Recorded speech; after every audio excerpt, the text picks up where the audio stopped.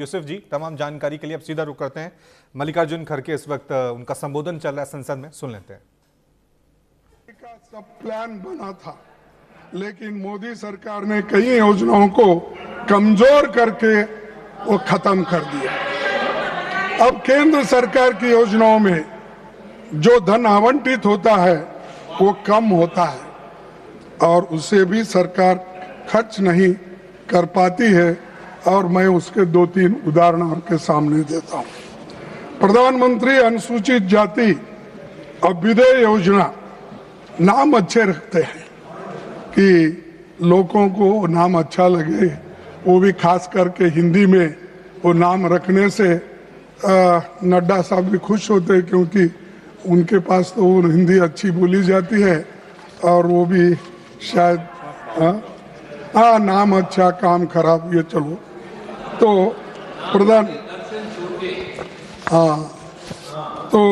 प्रधानमंत्री अनुसूचित जाति अभ्युदय योजना, इसमें 41.59 का अंडर यूटिलाइजेशन है।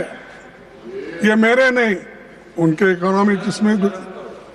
और इतना पैसा आपने अंडर यूटिलाइज किए, क्या भलाई आप करने वाले हैं? खूब बोलते हो खूब, लेकिन काम नहीं करते। Sir, prime minister young achievers scholarship में क्या हुआ? 31.51% का अंडर यूटिलाइजेशन हुआ। पोस्ट मैट्रिक स्कॉलरशिप में 5.660, यानी कम से कम 6,360 करोड़ में आपने कम से कम 40-50 करोड़ रुपए की कमी की और अंडर यूटिलाइजेशन हुआ उसका। इसका जिम्मेदार कौन है? बातें बहुत बोलते हैं, ये आंकड़े बताते हैं, ये मेरे आंकड़े नहीं, आप जो देते हैं उन्हीं आंकड़ों को लेकर मैं बात यहां पर आपके सामने पेश कर रहा हूं। सभापति, अनुसूचित जातियों, जनजातियों और महिलाओं के खिलाफ अपराध लगातार बढ़ रहे हैं। आंकड़े आप लोग छिपाते रहते हो। अगर आपके आंकड़े आप देखेंगे सोशल जस्टिस के डिपार्टमेंट से हो या क्राइम रिकॉर्ड ब्यूरो से हो, अगर आप मंगाएंगे आपको मालूम होता आंकड़े बढ़ रहे हैं या घट रहे हैं। सबको पता है कि हर अपराध दर्ज नहीं होता। डर, दबाव और व्यवस्था की नाकामी के कारण असंख्य मामले कभी सामने नहीं आ पाते हैं, क्योंकि गांव में डरते हैं लोग। ये केस अगर रजिस्टर हुआ, हमको गांव में रहने देते या नहीं।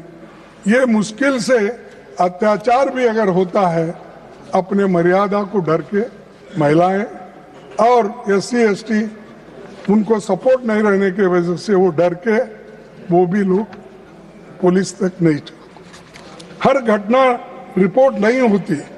इस कारण जातिगत हिंसा करने वालों की करने वालों का और उनको प्रोत्साहन मिल रहा है। सर, आजादी के बाद हमारे सामने 2 सबसे बड़े लक्ष्य थे।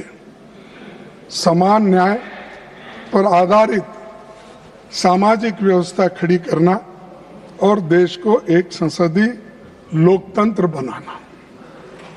आपने 11 सालों में दोनों पर बुलडोजर लगाए और आपकी सोच में संविधान नीचे और मनुस्मृति ऊपर।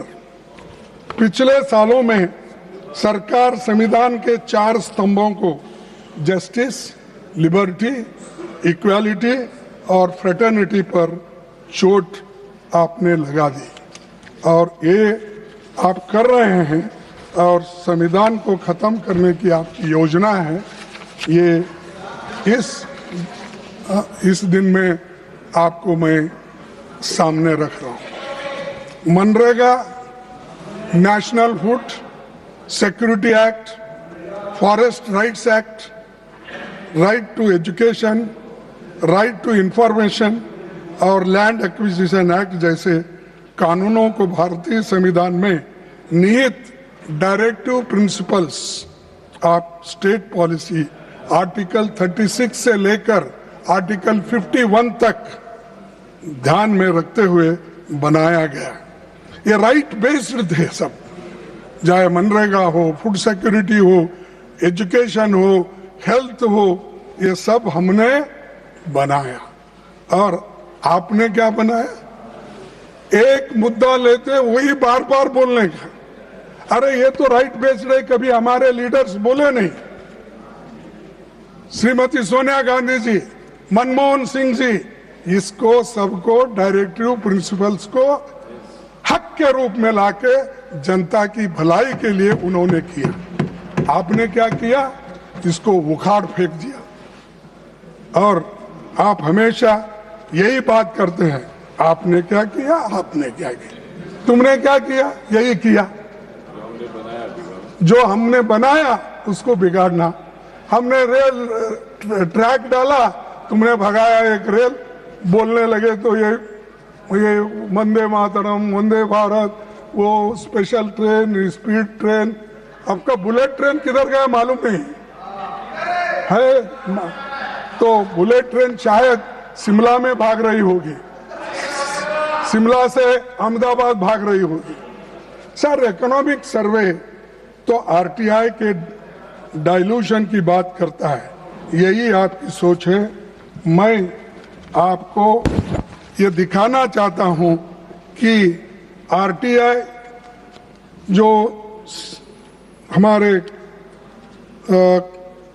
ये है, उसमें ये लिखा गया है, unless carefully planned RTI risks becoming an end in itself with disclosure celebrated regardless its contribution to better governance. ये सीएजी की रिपोर्ट है, मेरी नहीं। अगर आपको होना है, ये मैं आपको देता हूँ, इस टेबल पे रखता हूँ, आप इसको अच्छी ढंग से पढ़िए। और ये आप ही के रिपोर्ट रहने के बावजूद अगर आप बार बार कहते हो क्या किए, आरटीआई एक्ट आपने लाया, पारदर्शिता आपने लाई, हमने लाया और उसको इम्प्लीमेंट किया, और इसको इम्प्लीमेंट किया। और दूसरा इकोनॉमिक सर्वे में जो कुछ अपनी बातें उन्होंने रखी, नड्डा साहब ने, वो सिर्फ उनके लिए जो सूट होता है वो रखे, ये क्यों नहीं बोले? तीसरी मणिपुर जला, सरकार मौन रही, नेतृत्व की असफलता इसमें है। सामाजिक सद्भावना की बात मणिपुर के बिना अधूरी है। वहां दो समुदाय के बीच हिंसा, कम से कम 200 से अधिक लोगों की मौत, 70,000 से ज्यादा डिस्प्लेस्ड हुए। आपने मणिपुर को मिलिटराइजेशन झून बना दिया, ये मिलिट्री एरिया बना दिया आपने। और इतिहास गवाह है। मैं एक अपने ही उदाहरण आपको देता हूं कि जैसा आपके नेता, जिसकी बहुत तारीफ करते हैं आप, साहब उतनी भी तारीफ मत गिरो, एक इंसान ऊपर जाके नीचे गिरे तो उसकी हड्डी फसली भी नहीं मिलेगी। तो मैं आपको यह कहना चाहूंगा, इतिहास गवाह है कि वास्को डी गामा को पोर्तुगल से अफ्रीका होते हुए भारत पहुंचने में लगभग 11 महीने लगे, जबकि उन्हें समुद्री मार्ग भी पता नहीं था। क्रिस्टोफर कोलंबस को स्पेन से नॉर्थ अमेरिका पहुंचने में करीब 2 महीने लगे। और लेकिन इतनी बड़ी मानवीय त्रासदी और त्रासदी और विपक्ष की लगातार मांग के बावजूद हमारे प्रधानमंत्री दिल्ली से मणिपुर पहुंचने को 2 साल लगे। वास्को डी गामा, क्रिस्टोफर, इनको 2 महीने 11 महीने में वो नया दुनिया ढूंढ निकाले, लेकिन हमारे प्रधानमंत्री जी मणिपुर को जाने के लिए दिल्ली से मणिपुर कम से कम 2 साल लगे उनको। ये है आपका काम। ये क्या पावरफुल एग्जीक्यूटिव है। क्या आपको गरीबों के बारे में चिंता है, देश के बारे में चिंता है, नॉर्थ ईस्ट कंट्रीज के बारे में चिंता जताते हो। यही चिंता है आपकी सर।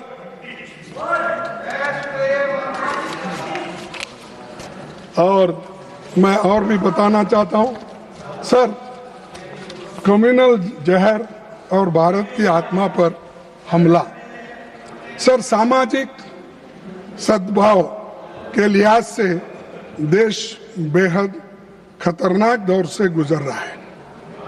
भारत की पहचान सदियों से diversity of thought and practice रही है। ये कई धर्मों और संस्कृतियों की जन्मभूमि रहा है, जहां वे आपसी सद्भाव के साथ फले फूले। हाल में उत्तराखंड में, आप नजदीक है, तो बीजेपी सरकार ने एक दीपक, जिन्हें अपना नाम मोहम्मद दीपक रख लिया था, एक मुकदमा दर्ज करा दिया, जो सद्भावना की रक्षा के लिए खड़ा हुआ था। जब रक्षक की भक्षक बन जाएगा, रक्षक की भक्षक बने, तो आम आदमी रक्षा कहा, आम आदमी को रक्षा कहाँ है। एक आदमी झगड़ा सुलझाने के लिए, उनको जब कुछ समाधान करने के लिए जाते हैं, उसी को